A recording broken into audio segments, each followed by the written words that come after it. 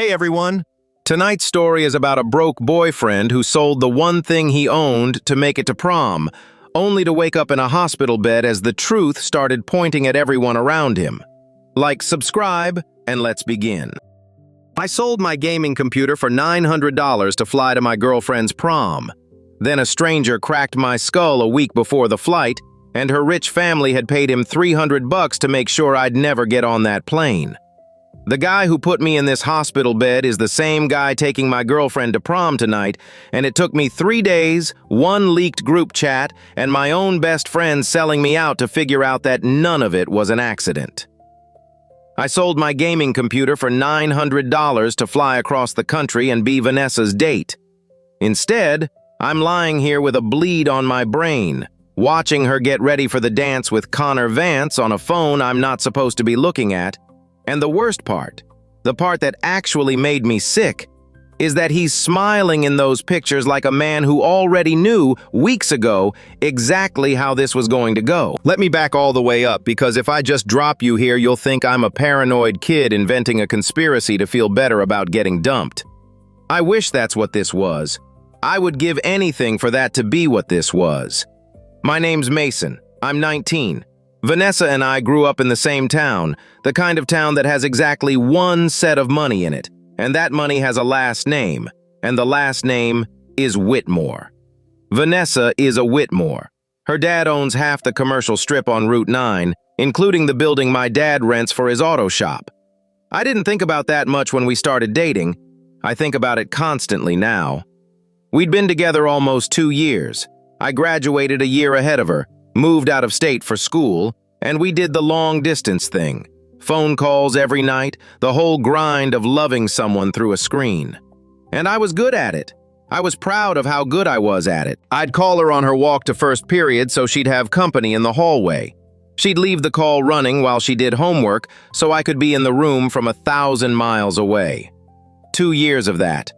2 years of being the guy who picked up no matter what, who never missed a night, who treated the distance like a temporary inconvenience on the way to a real life. I thought that effort was building something. I thought you could earn a person by showing up for them harder than anyone else would. What I didn't understand is that to her family, all that effort just looked like a poor kid being clingy. The things I was proudest of, the daily calls, selling my computer, crossing the country, read to the Whitmores as evidence I didn't know my place. The harder I loved their daughter, the more I confirmed I was a problem. That's a thing nobody warns you about when you're 19 and broke and in love with a rich girl. Your devotion isn't charming to them, it's a liability, and the more of it you show, the more they want you gone. She stayed back for her senior year, and her senior prom became the thing the entire spring pointed at. I'd fly home. I'd be her date. I'd be the boyfriend who crossed the country to stand next to her in the pictures. That was the plan from January. It was going to be the night I stopped being the voice on the phone and became, in front of her whole world, the real one. The one who was actually there. I think that's exactly why it had to be the night they took from me. Of course they aimed at prom. Prom was the one day the distance closed. Prom was the day I'd have been undeniable. The problem was I didn't have the money. I'm not a Whitmore. My dad fixes transmissions. A flight home that weekend, booked late, was more than I had, and there was no version of the math where my bank account got there in time. So I sold the one thing I owned that was worth anything, my gaming computer. I'd built it myself over 2 years, and it was the nicest thing I had. And a guy drove out and counted $900 into my hand, and I helped him load it into his trunk and watched him drive off with it. I'm not going to sit here and narrate every cable because honestly, the computer is the smallest thing I lost in all this. I booked the flight that same night. Air Canada, round trip. The dates lined up perfectly with prom weekend. I sent Vanessa the confirmation and she screamed into the phone and told me she loved me. And I believed her because why wouldn't I? I should explain what Connor had been to us the whole time because I spent 2 years treating him as a joke, and that was my first real mistake. Connor Vance had wanted Vanessa since we were freshmen. It was an open thing, the kind of thing the whole town low-key rooted for. Because a Vance and a Whitmore made sense the way two check marks make sense.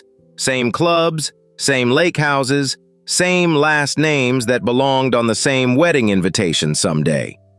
When Vanessa picked me instead, the broke kid whose dad rented from her dad, I thought it meant love had won. Looking back, I think to those families it never registered as a real choice at all. It registered as a phase. Something a girl does before she comes to her senses. Connor didn't compete with me for 2 years because in his head, he was never competing. He was waiting for a problem to resolve itself, and when it didn't resolve fast enough on its own, he resolved it.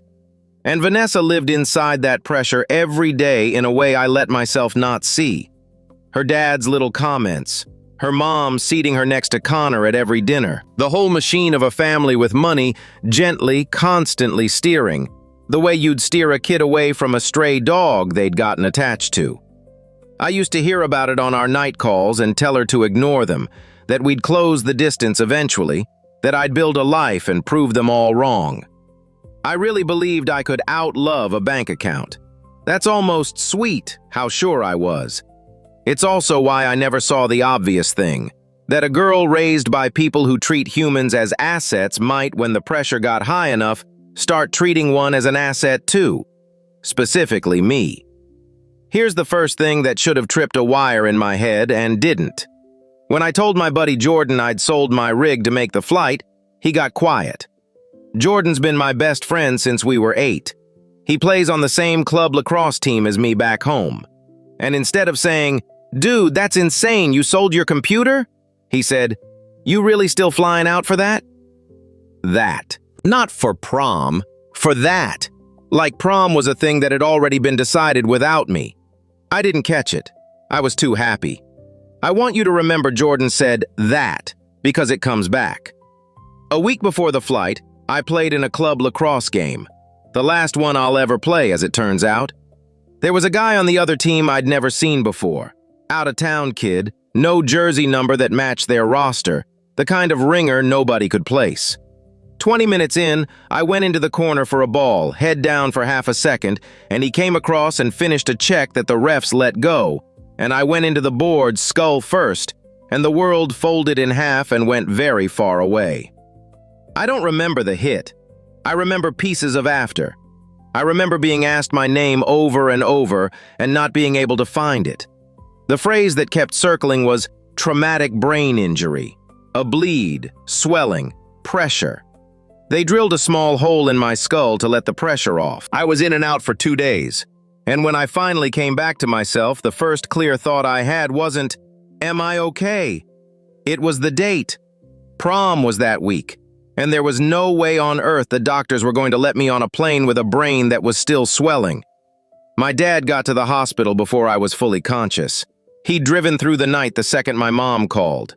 The first clear face I remember focusing on was his, in a chair that was too small for him, and he hadn't shaved and his eyes were wrong. And my dad does not have wrong eyes. He's a man who fixes things, who stays calm because the calm is how he fixes things. Seeing him scared was scarier than anything a doctor said to me. He kept it together for me, mostly. But one night when he thought I was asleep, I heard him in the hallway saying my name into the phone in a voice I'd never heard him use. And that's the night I understood I'd nearly died for a prom. So at first I wasn't thinking about Vanessa at all. I was thinking about whether my words were going to keep coming out in the right order, whether I'd be able to go back to school, whether the headaches that felt like an ice pick behind my eye were the new normal or just the swelling. The betrayal stuff came later, in layers, once I was clear enough to notice that the story I was being told didn't fit the facts I could see. But I wanted on the record that before any of this became a war, it was just a scared kid and his scared dad in a small room, and the people who put us there were, at that exact moment, picking out prom outfits. That alone, sold computer, wasted flight, brain bleed, missing the big night, would have been one of the worst weeks of my life. If that were the whole story, I'd be a guy with rotten luck, and I'd have lived with it. But here's the thing about that out-of-town kid who put me in the boards. Nobody on their team seemed to actually know him. He left before the game even ended. And when my friend Tyler, who films all our games for the team account, every single one because he's the only guy with a decent phone gimbal, went back through the footage at my request a week later, he found something that turned my stomach into a fist. Right after the hit, right after I went down and stopped moving, the out-of-town kid skated past our bench, and he looked up into the stands, and he gave a little nod to somebody. And the camera, because Tyler swings it to follow the play, caught who he nodded to. It was Connor Vance, sitting in the stands, at a club lacrosse game he had no reason to be at in a town 2 hours from his own, a week before he took my girlfriend to prom. I'm getting ahead of myself. Let me tell it in order, because the order is how I figured out I'd been played, and you should get to figure it out the same way I did. I called Vanessa from the hospital to tell her I couldn't fly. I was dreading it. Not for me, for her, because I thought I was about to wreck the night she'd been dreaming about. I had it all rehearsed, the whole apology, how I'd make it up to her. She picked up on the second ring, and she already knew. Of course she knew. Her mom and my mom had been texting. She did the right things. She said, "Oh my God, are you okay? Are you really okay?" She cried a little, and then I told her the part I thought would break her heart, that the doctors wouldn't clear me to fly, that I wasn't going to make prom.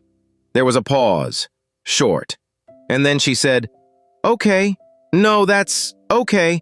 You just focus on getting better." Okay, that fast. I just told a girl her boyfriend sold everything he owned to be at her prom and now couldn't come because his skull was full of blood. And inside 2 seconds she landed on okay, like I'd told her I was running 10 minutes late. At the time, I told myself she was being strong for me. I had a brain injury. I wasn't exactly reading the room. But that okay has played in my head about 400 times since, because I now know what it actually was. It was relief. She'd been handed the cleanest exit a person could ask for, and she took it before I'd even finished the sentence. I told her she should still go. I meant it. I said, "It's your senior prom. Don't let my bad luck ruin your night. Send me 1,000 pictures. I'll be there on your phone." I was not the boyfriend who tells his girl to sit home. I told her to go. I want that on the record because of everything that comes after. Every single bad thing I eventually did started from me, in a hospital bed, telling her to go have a good time. It was 2 days later that she mentioned, light and quick, folded into a sentence about logistics, that she was going with Connor. Connor Vance.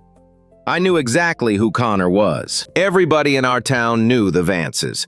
Second richest family after the Whitmores, the two families always circling each other at the country club, the kind of "our kids would be perfect together" energy that parents with money give off.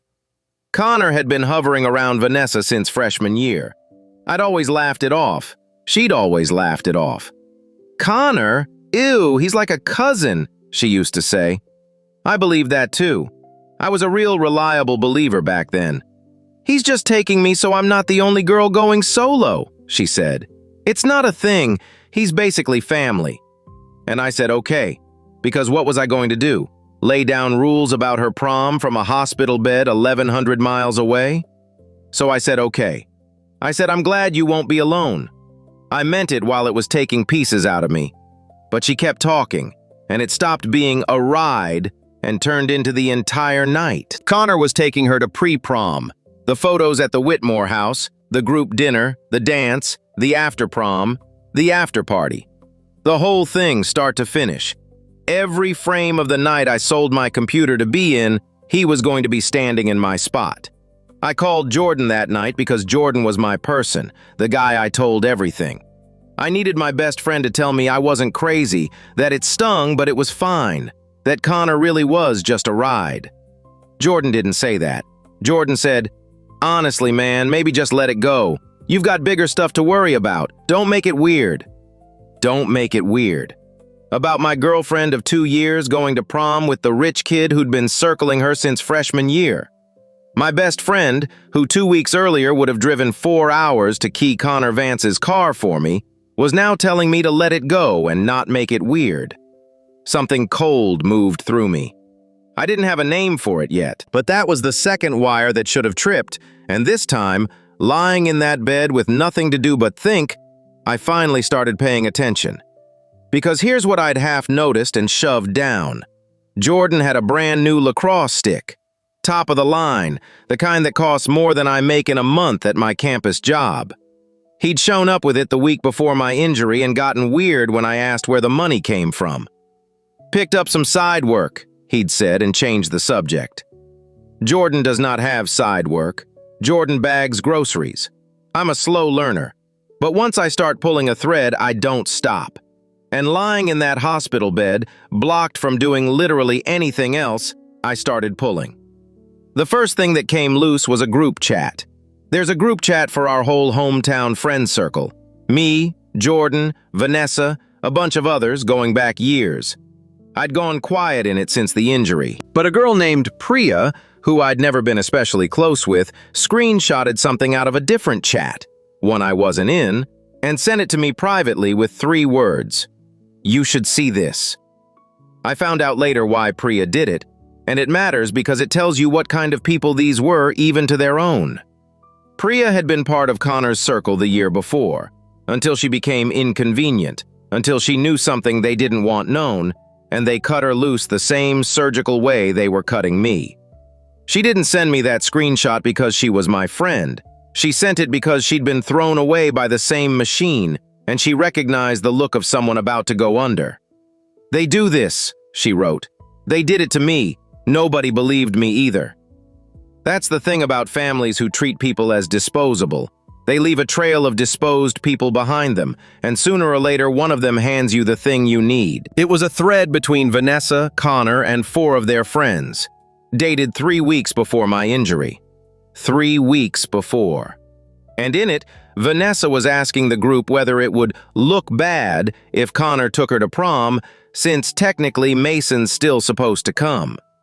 Connor wrote back, "He won't make it, LOL, don't even worry about it." She wrote, "You don't know that." He wrote, "Trust me, he won't make it." 3 weeks before a brand new player I'd never seen put me into the boards. Trust me. I read it probably 30 times. I kept telling myself there was an innocent version. Maybe Connor just meant Mason's broke. He probably can't afford the flight. Maybe. I wanted the innocent version so bad I could taste it. But trust me doesn't go with he's broke. Trust me goes with I've already handled it. That's when I called Tyler and asked him to go back through the game film.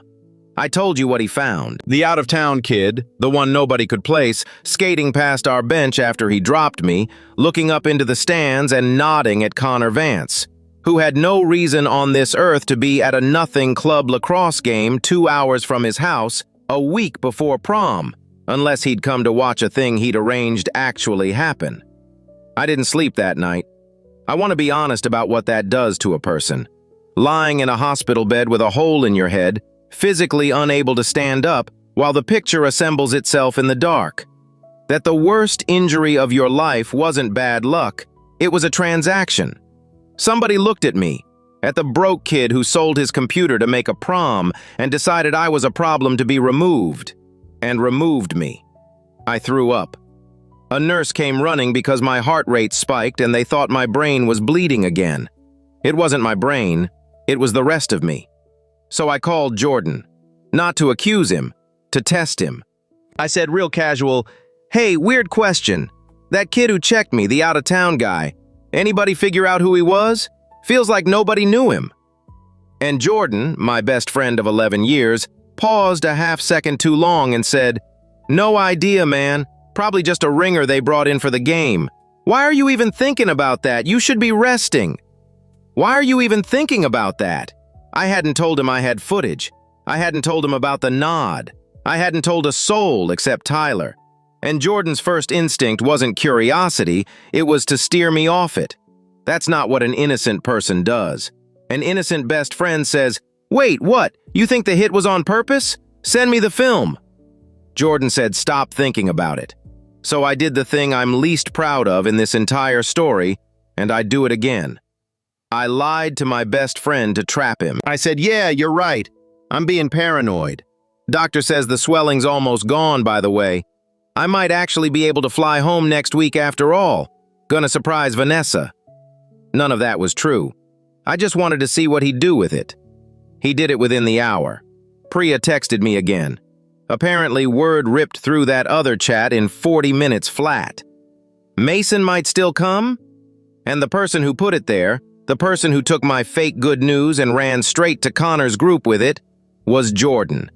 My Jordan. He didn't even hesitate. He took the thing I told him in confidence from a hospital bed and carried it to the people who'd paid to keep me away, like a dog bringing back a stick. That's the moment the friendship died. Not in a fight. In a text I watched travel across a town in real time, proving exactly who my best friend actually worked for. And the new stick. The grocery bagger with the $400 lacrosse stick who suddenly had side work. I didn't even have to ask anymore. I knew who'd bought it. I knew what it was payment for. I called him one more time. I had to. 11 years of friendship doesn't let you just block a number. You need to hear them say it, even when you already know. I didn't lead with the trap this time. I led with the truth. I know it was you who ran my message to Connor's group, I said. 40 minutes, Jordan. You didn't even wait an hour. He went with denial first. I don't know what you're talking about, man. I think you're... Don't. I was so tired. Don't do the brain injury thing. Everybody keeps doing the brain injury thing. My brain's fine, Jordan. It's my judgment that was broken, and that's healing up real fast. Just tell me what the stick cost, not the dollars, what they asked you to do for it. And there was this long silence. And then my best friend since 3rd grade said the thing that I think actually hurt worse than the hit did. He said, "It wasn't supposed to be a big deal, okay? Connor just wanted to know your schedule. When you were flying, what games you had, whether you were really coming. That's it. I didn't know about... I swear I didn't know what they were going to do with it." And then, quieter, the part that told me everything about who he'd decided to be. "And honestly, you were always going to lose her anyway, dude. She's a Whitmore. You fix computers.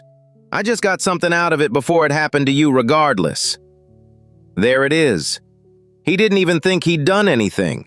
In his head, he'd just been smart, gotten paid for information about a thing that was gonna happen anyway.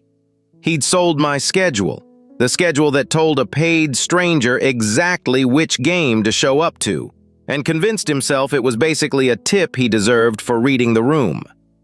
I hung up. I didn't yell. There was nothing left to say to a person who could rationalize that, and I had bigger people to take down than the kid who bagged groceries.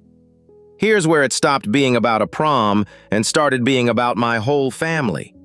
My dad called me, and his voice was doing a thing I'd only heard once before, the night of my surgery. Tight. Careful. He asked how I was, and then he got to why he really called. Gerald Whitmore, Vanessa's father, the man who owns the building my dad's shop sits in, had stopped by the garage that afternoon. Friendly, all smiles. And in the middle of the small talk he'd just mentioned, that the lease was coming up for renewal, and that he'd hate to have to make changes, and that he'd heard my dad's boy was having a hard time and saying some things that weren't true about good families, and that the best thing for everybody would be if our family focused on healing and let the kids sort out the kid stuff. Let me translate that because it took my dad about 4 sentences to get it out and about 1 second for me to understand it. The richest man in town drove to my father's place of business, the business that feeds my family, in a building that man owns, and threatened to put us on the street if I didn't shut up about his daughter and Connor Vance. That's when I understood the size of what I was dealing with. This wasn't a girl who fell out of love with a hurt boyfriend. This was a family that had money and used it like a tool, and a daughter who'd been raised to believe that's just how you remove an inconvenience, and a boy next door who'd been told since birth that she belonged to him, and a circle of people, including my own best friend, who could all be bought for the price of a lacrosse stick or a dinner invitation. I was the broke kid who'd wandered into the middle of it and actually thought love was going to be enough. My dad, to his credit, said, "Mason, tell me the truth. Are you saying things that aren't true?" And I told him everything. The chat, the footage, the nod, Jordan. He was quiet for a long time, and then he said, Then we're not letting it go. I'll figure out the shop. You don't sell another thing you love to make these people comfortable. That's my dad. He fixes transmissions and he's worth 10 of Gerald Whitmore. But it meant the stakes were real now. If I went after this and lost, my dad lost his shop. If I stayed quiet, they got away with it clean. And I'd spend the rest of my life knowing I let the people who cracked my skull tuck me into a hospital bed and pat me on the head. There was no safe move left. There was only which thing I could live with. In the middle of all of it, Vanessa called me to officially end things, and she did it with a speech so clean I knew she'd practiced it. She said she needed a break. She said worrying about me, the hospital, my brain, my condition, was getting to be too much for her. She said she's still in high school. This is supposed to be the best year of her life, and she didn't want to spend it scared and weighed down. She wanted to have fun. She wanted to enjoy her senior year without the burden of a boyfriend in a hospital bed across the country. And then, because I couldn't help it, I told her the truth. Gently, way more gently than she deserved. I said, "Vanessa, I know about the chat. I know Connor said I wouldn't make it 3 weeks before a guy nobody knew put me in the hospital. I know your dad went to my dad's shop." I didn't yell, I just said it. She didn't even flinch. That's the part that finished me. She said, "You sound exactly like the kind of person my dad warned me about. Do you hear yourself? You got hurt in a sports game, Mason, and now you're inventing some movie where everyone's out to get you because you can't handle that I want to enjoy my life. This is honestly why I need space. You make everything so heavy." And here's the one true thing she said, the thing I've had to sit with. "You always needed me more than I needed you." That one landed because it was true. I did. I sold my computer, she lost nothing. I flew toward her, she let me. The whole 2 years I'd been the one reaching, and I'd called it love because reaching feels like love when you're the one doing it. She was right about that. She was wrong about everything else, but she was right about that, and I shut my mouth about it within about 2 sentences and didn't give her the satisfaction of watching it land. "Have a good prom," I said and hung up. And then I sat there and shook for a while, alone, with the curtain pulled, because that was the second time in my life I'd cried over that girl, and it was going to be the last. And while I was shaking, they were already moving, because that's the other thing about people like the Whitmores. They don't wait for you to attack, they poison the well before you can drink from it. It started small. A cousin of mine still in the high school texted me that people were saying stuff. What stuff turned out to be a clean, quiet, devastating story that had clearly been written by an adult. That Mason got a serious head injury, and head injuries change people, make them paranoid, make them fixate and imagine things. And isn't it so sad? And we should all be patient with him, but obviously not believe the wild stuff he's saying about Connor, who would never. It was genius, honestly. They took the literal hole in my skull and turned it into the reason no one should listen to me about the hole in my skull. Every time I tried to tell the truth, I'd be proving their point. See how worked up he gets. See how he can't let it go. It's the brain thing, poor kid. I watched it spread in real time, the way you watch a stain reach across a ceiling. People who'd known me my whole life started replying to my texts a little slower, a little softer, talking to me in that careful voice you use on someone you've decided is fragile. 2 girls Vanessa was friends with posted these vague, saintly little messages about being kind to people who are struggling, and not everything is a conspiracy. And the whole town nodded along, because the alternative, that the nice rich family had paid to crack a boy's head, was a much uglier thing to believe than the poor kid got scrambled and lost it. That was the lowest point. Lower than the hit, lower than the breakup, because for about 2 days I actually wondered if they were right. I lay there and thought, what if I am crazy? What if the swelling really did wire me to see patterns that aren't there? What if I'm building a movie out of a coincidence and an out-of-context screenshot because I can't accept that my girlfriend just stopped loving me? They almost got me to gaslight myself out of my own true story. That's the most dangerous thing money can buy. Not silence, but doubt, planted in the victim's own head. What pulled me out of it was simple. I watched the footage one more time. The nod is the nod. A scared kid's voice would soon say $300 out loud. You can call me paranoid, but the camera isn't paranoid, and a recording doesn't have a head injury. The facts didn't care how I felt about them, and the facts were on my side. So I stopped trying to feel sane and started trying to prove it, which is a different and much more useful project. Then I stopped shaking, and I got to work, because crying wasn't going to save my dad's shop.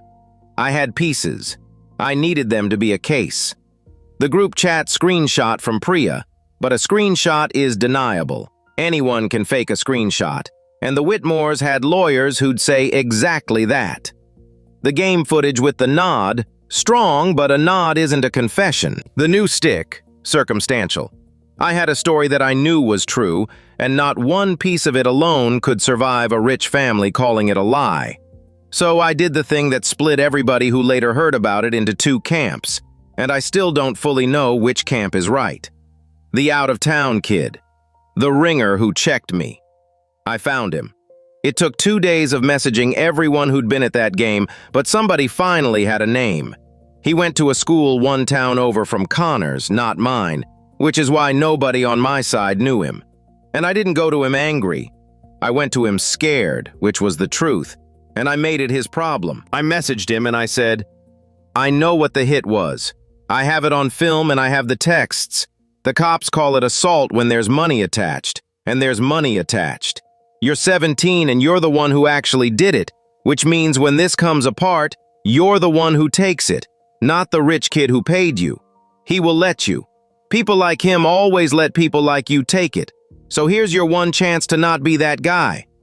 That's the part people argue about. Because that kid was 17 and scared, and yeah, I leaned on a scared 17-year-old and basically threatened to bury him to make him flip.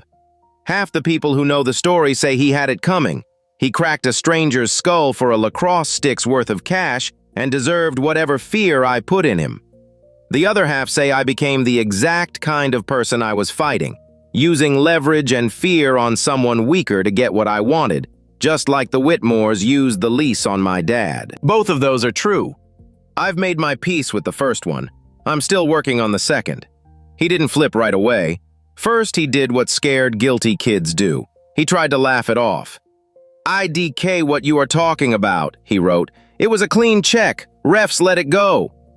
And he was half right, which is what made it perfect.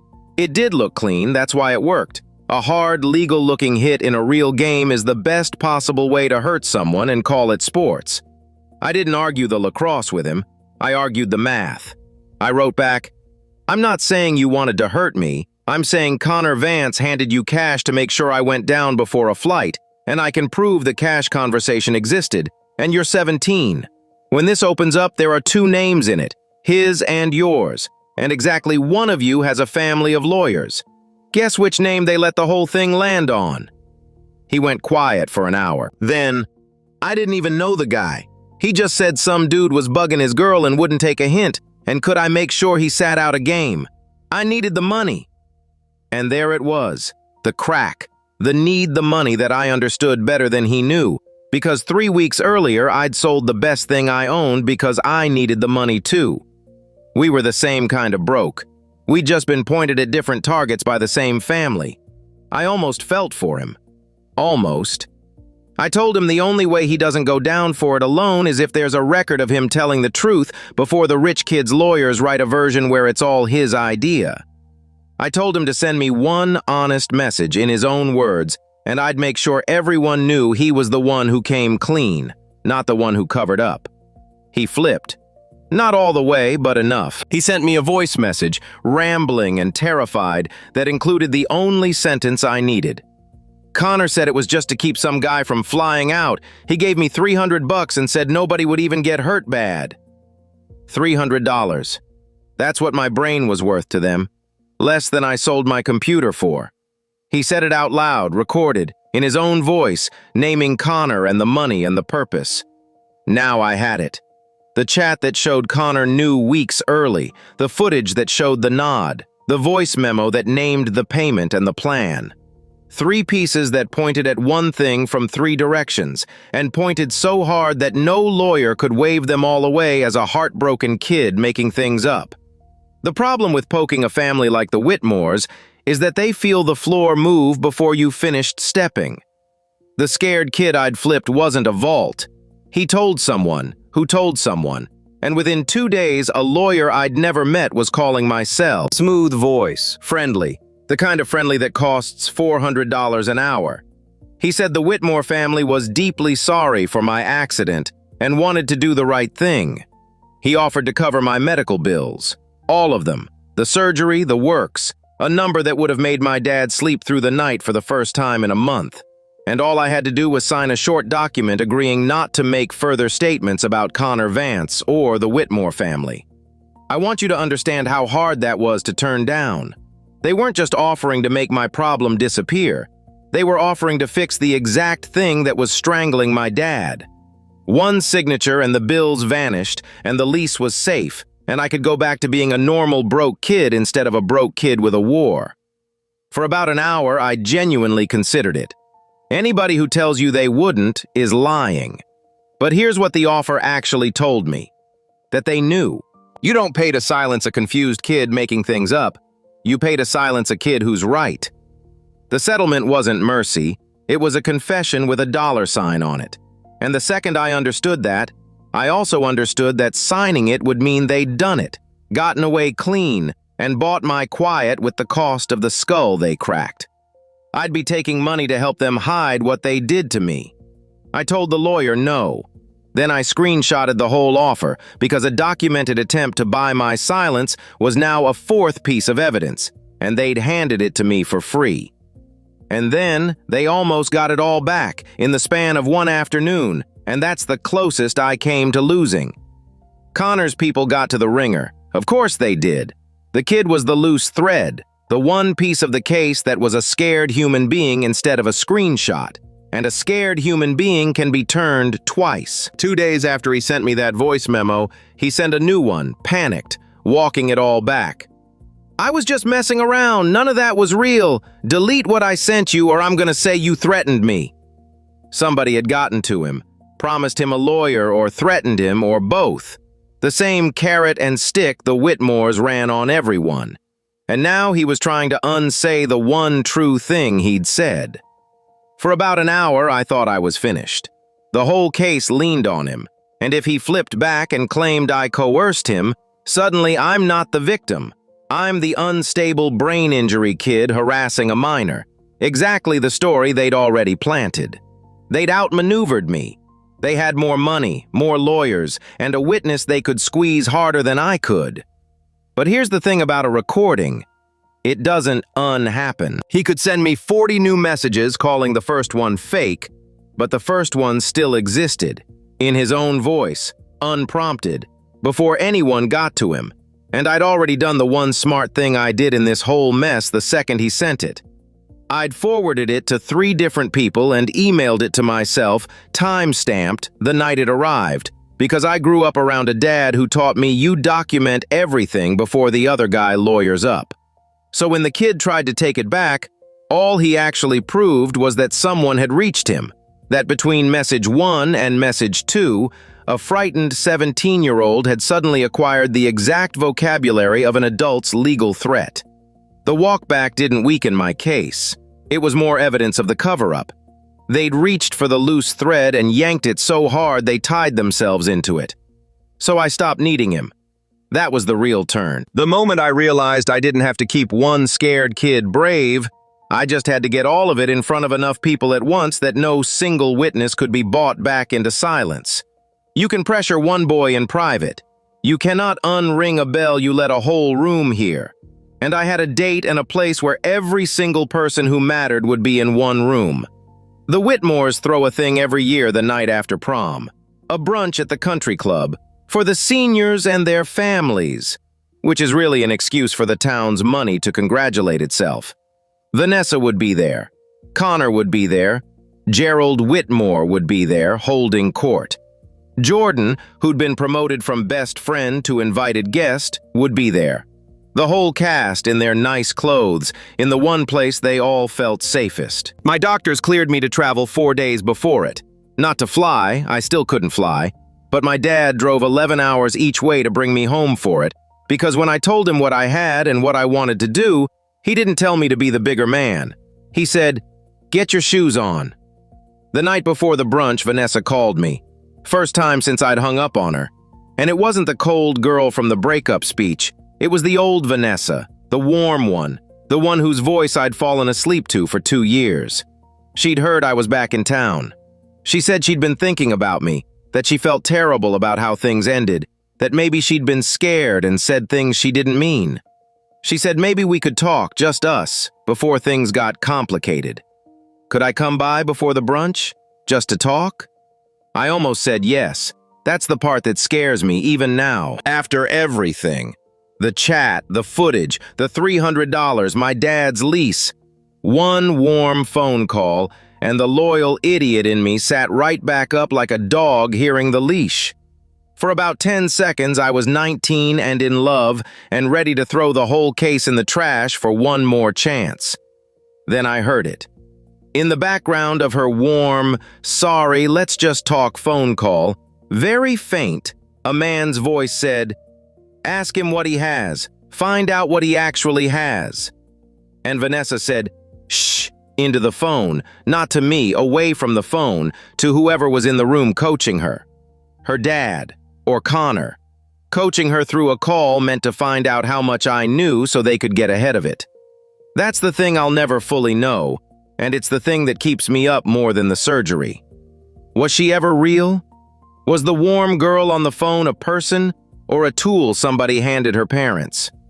Did she know that night 3 weeks before that "trust me" meant they were going to put a body on the field? Or was she just a kid who let a thing happen because letting it happen was easier than stopping it and only got handed the script after? I don't know. I genuinely don't. She was either the coldest person I've ever loved or the most expensive puppet in town, and I can't decide which one would hurt less. "I have nothing, Vanessa," I told her, soft, almost kind. "I just wanted to say goodbye." And I let her think she'd won, so that the next morning she'd walk into that brunch with no idea what was in my pocket. The morning of, I almost didn't do it. I want to be honest about that. I sat in my dad's truck in that country club parking lot, looking at the valet stand and the people in their pastel clothes walking in, and every reasonable voice in my head said, "Turn around. You could still sign the paper. You could take the money, fix Dad's bills, fix the lease, go back to school, let it go, be the bigger man, heal." The bigger man exit was right there, and it was warm, and it was safe, and a part of me will always wonder if it was also the smarter one. My dad was in the driver's seat. He didn't push me. He just said, "Whatever you do in there, you've got to be able to live in this town as the guy who did it. So, can you live being the guy who walked away? Because if you can, walk away. And I mean that. No shame in it." And I sat with it, really sat with it. And I knew that I could not. Not because I needed revenge. I was past wanting Connor to suffer, mostly. It was simpler than that. If I walked away, then the version of the story the town believed would be theirs forever. Poor, brain-damaged kid, lost his girl, made up a story, bless his heart. I could live without Vanessa. I could live without the computer and the flight and the lacrosse. I could not live the rest of my life inside a lie they wrote about me, in the town my dad and I still had to buy groceries in. The truth was the only thing I had left that they hadn't taken, and I wasn't going to hand them that too. "I can't walk away," I told him. "Then let's go," he said. And he got out and came around and walked in beside me, my dad in his one good shirt, matching his pace to my cane. I walked into that country club brunch with a shaved patch on my head where they drilled the hole, in a borrowed sport coat, leaning a little on a cane I needed for balance because the swelling had left me dizzy if I moved too fast. I looked exactly like what I was, the broken kid who wasn't supposed to be there. The room did that thing a room does when the wrong person walks in. Conversations died in pieces. Vanessa went white. Connor put on a smile. Gerald Whitmore started moving toward me with the easy confidence of a man who has never once in his life not gotten his way. He got to me first and put a hand on my shoulder, warm, public, performing concern for the room. "Mason, son, you shouldn't be on your feet. Let's get you. You went to my dad's shop, I said. I didn't whisper it. I said it at the volume you use when you want a room to hear. You threatened to put my family on the street if I didn't keep quiet about what your daughter and Connor Vance did to me. The hand came off my shoulder. The smile stayed, but the eyes changed. I think the head injury has you confused, son. Nobody threatened anyone. Probably, I said. Probably I'm just a confused kid making things up. So let's let the room decide. And I held up my phone and I played the voice memo. The whole brunch heard a 17-year-old's shaking voice say that Connor Vance paid him $300 to take out some guy so he wouldn't fly to a prom, that nobody was supposed to get hurt bad. In a silent room full of the town's nicest families, over the little speaker of a cracked phone, those words just hung there. Then I read the chat out loud, dated 3 weeks before the hit. He won't make it, LOL. You don't know that. Trust me. And then I had Tyler, who'd come with me and was standing by the door, hold up his own phone with the game footage already queued, and play the 10 seconds where the kid who cracked my skull skates past, looks up, and nods at Connor Vance in the stands of a game he had no reason to be at. 3 pieces, from 3 directions, in front of everyone whose opinion the Whitmores had spent a lifetime buying. Connor said, "This is insane, he's obviously," and stopped, because a woman near the front, somebody's mother, had turned to look at him, and he saw on her face that it wasn't landing as insane. It was landing as true. That's the thing money can't fully buy. The half-second where a room decides which story it believes, and believes the one that's actually true. Gerald Whitmore tried to take the room back. He'd been doing it his whole life. He was good at it. He spread his hands and put on the warm, sad, reasonable voice, the voice that had run this town for 30 years. Folks, this young man has been through a terrible injury and a terrible heartbreak, and I think we owe him compassion, not a courtroom. A head injury can make a person believe, "You offered me money," I said. He stopped. 2 days ago, your lawyer called my cell and offered to pay every one of my medical bills if I signed a paper promising never to talk about Connor or your family again. I held the phone back up. I screenshotted the whole thing. So here's my question for the room, and it's an honest one.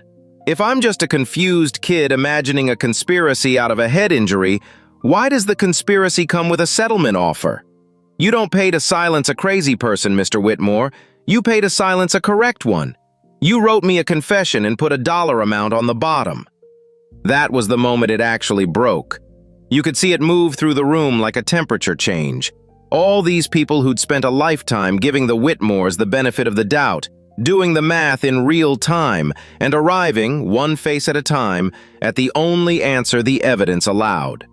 A man doesn't try to buy silence about a thing that didn't happen. Everybody in that room knew it, even the ones who wished they didn't. Connor did the thing guilty people do when the room turns. He got loud. He came at me. Not with his fists, he's not that stupid in a room full of witnesses, but with his voice, fast and high. "You're seriously gonna stand there with a, 'You got hurt in a game, man, in a game, and you're—'" And the more he talked, the worse it got for him, because every word was a guy explaining instead of denying, and a room can hear the difference. His own mother had this look on her face like she was watching a window break in slow motion. He reached for my phone at one point, actually reached for it, and an older man stepped half in front of me without a word, and Connor pulled his hand back, and that little aborted grab said more than anything I'd played. Innocent people don't lunge for the evidence. Jordan tried to leave. I watched my best friend of 11 years try to slip toward the door, and I said his name, just his name, Jordan, and he froze. And everyone followed my eyes to him, and that was enough. He didn't have to confess. The new stick was in half the room's memory already. The way he wouldn't meet anyone's eye finished the sentence for me. He walked out, and as far as I know, he's still walking, because there's no place at a table like that for the guy who sold out the hurt kid for sporting goods. Here's what it actually cost them, because I want you to know it wasn't a movie where the bad guys get arrested in the last frame. Nobody got hauled away in cuffs that morning. But the town is small, and a room full of mothers is its own kind of court. By the end of that week, Connor's early decision spot at the school he'd been bragging about for a year quietly evaporated. Turns out a recorded confession to paying for an assault is exactly the kind of thing an admissions office asks about. The Vances stopped getting invited to things. And Gerald Whitmore, who'd threatened my dad's lease in private, found that doing it in a town that now knew why was a different proposition. He renewed the lease, on better terms, fast, because the alternative was being the man who evicted the family of the boy his daughter's friends helped put in the hospital. And even Gerald Whitmore can read a room eventually. Vanessa never said a word to me. She just looked at me across that room with an expression I'm still untangling. Not sorry exactly. More like she was seeing me clearly for the first time and couldn't believe the broke kid had it in him. I'll take that look over an apology I wouldn't have believed. So I won. That's what it looks like from the outside, and I let people believe it. Because it's easier than explaining what winning actually felt like. Here's what winning got me. It got my dad his lease, which matters more than anything else on this list, and is the only part I'd never take back. It got Connor's perfect future a real dent. It got Jordan exiled from a town that doesn't forgive that particular sin. It made the Whitmores, for the first time in their gold-plated lives, have to live somewhere they couldn't fully control what people thought of them. That's real. I did that, from a hospital bed, with 3 screenshots and a kid's shaking voice. I'm not going to pretend I'm not a little proud of it. The days after were strange. The town flipped fast the way towns do once it's safe to. People who'd talked to me in the fragile voice suddenly wanted to be on record having always known something was off about the Vances. I didn't trust the new warmth any more than I'd trusted the old coldness. It was the same town that had nodded along to poor, brain-damaged kid 2 weeks earlier, just facing a different direction now. Tyler, who filmed the game and stood by the door holding up the footage, is the one friend who came out of this bigger than he went in, and I'll take a Tyler over 100 Jordans for the rest of my life.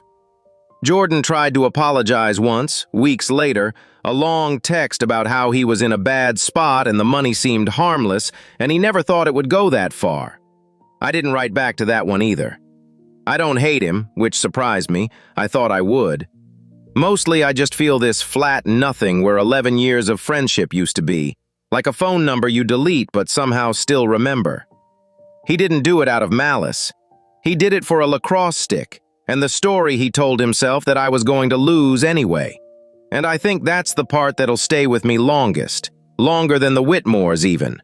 Not that a rich family can buy a violent thing. Everybody knows the rich can do that. It's that a regular kid, my kid, the one who slept over at my house 100 times, could be bought so cheap and feel so okay about it because somebody with money made it easy and gave him a reason to feel smart instead of dirty. The Whitmores are the monsters in this, but Jordan is the part that scares me about everybody else. Vanessa messaged me about 3 weeks later. One line. I hope you know I never wanted you to get hurt. That's it. Not, I'm sorry. Not, I knew and I'm sorry. Just a sentence carefully built to put a wall between her and the worst of it while admitting nothing. I never wanted you to get hurt, which isn't the same as I didn't know, which isn't the same as I tried to stop it. I read it about 40 times looking for the apology, and it wasn't in there because it was never going to be. I didn't answer it. Not out of strength, really. I just finally understood that whatever I'd loved for 2 years either never existed or got coached out of the room by her father. And you can't write back to a person who might not be real. But walk through what I actually have now, the morning after the morning after. The computer's gone. I sold it and you don't get those back. The $900 is gone with it because the flight I never took was the cheap, non-refundable kind, and I didn't buy travel insurance because at 19, the idea that anything could go wrong never crossed my mind. And Air Canada doesn't care that the reason I missed the flight was a hole in my head somebody paid $300 to put there. Gone. And the brain. The brain is the one that doesn't fully come back. I still can't read for more than 20 minutes without the words swimming. No contact sports ever again, which means the lacrosse that made me feel like myself is over, permanently, taken by the same hit that took everything else. The doctors say, probably a near full recovery. I've learned to hate the word near. It's such a small word to be carrying the whole rest of my life in it. Near full means I get tired in a way I didn't used to. Near full means I lost my place in the engineering track because I had to drop to part-time, so the 4-year plan is a 5-year plan now. Maybe 6. Near full means that for the rest of my life, when I push my own brain too hard, it pushes back. And I'll always know exactly which Saturday afternoon and which $300 handshake bought me that. They didn't just take a week from me. They edited my whole next decade in the background while I was busy crying about a dance. And the bill for that one comes due a little bit every single day, forever. In headaches and in, you'll want to build in extra time. And in a word like, near. And there's no refund for any of it. I called the airline once I was clear enough to think about it, and explained that I'd had brain surgery and missed the flight for a hole in my head. And the answer was the same answer the world kept giving me that month. No. Cheap ticket, missed flight, no travel insurance, because at 19 I didn't think anything could go wrong. And the money's just gone, the way the computer's gone, the way 2 years are gone. The people who arranged for me to miss that flight cost me the flight twice. Once by putting me in the boards, and once by the fare I could never get back. To them it was $300 and a problem solved. To me, it was every dollar I had, set on fire by a phone call I wasn't even in the room for.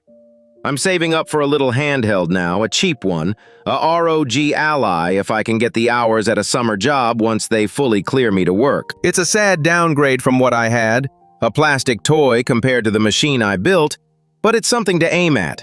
One small, familiar corner of my old life I might be able to buy back for a couple $100.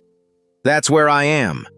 I burned down the richest family in town, and my big dream is a discount handheld so I can play games with the friends I have left, which is a much shorter list than it used to be. And the girl.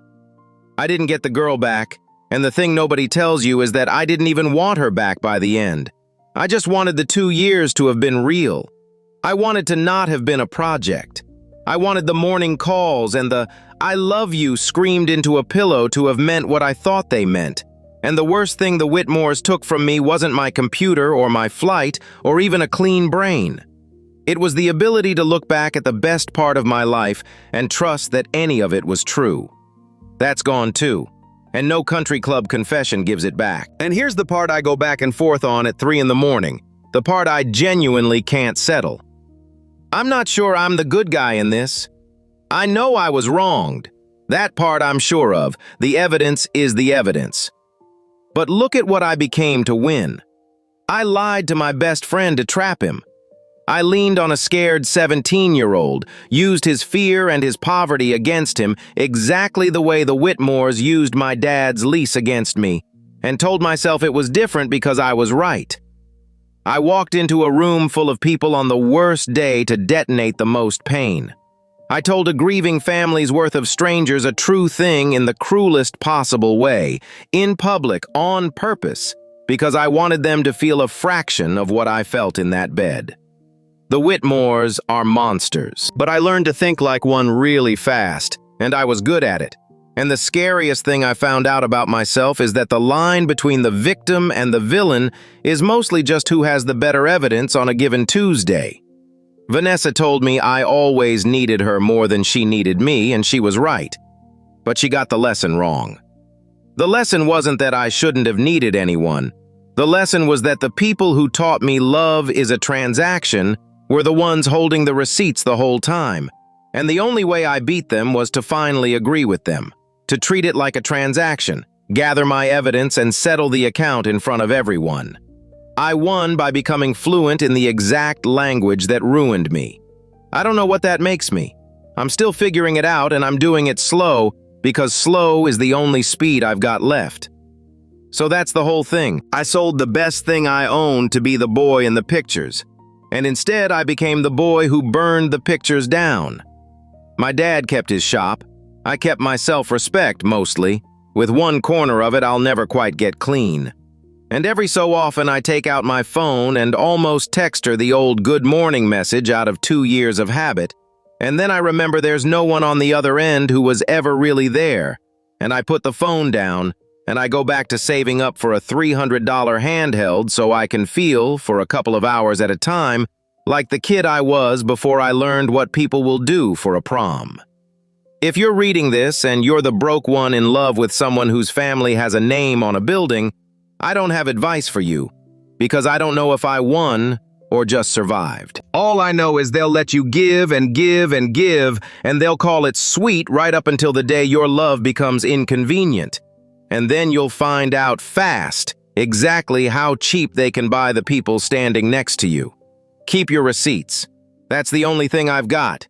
Keep your receipts, and don't ever sell the last thing that's yours, because the people who smile while they take it have never once in their lives had to sell anything at all. My read is that the cruelest part is not just the rich family using money, it is how cheaply everyone around Mason learned to sell him out. If you want more Reddit drama stories, hit like, subscribe, and drop your verdict.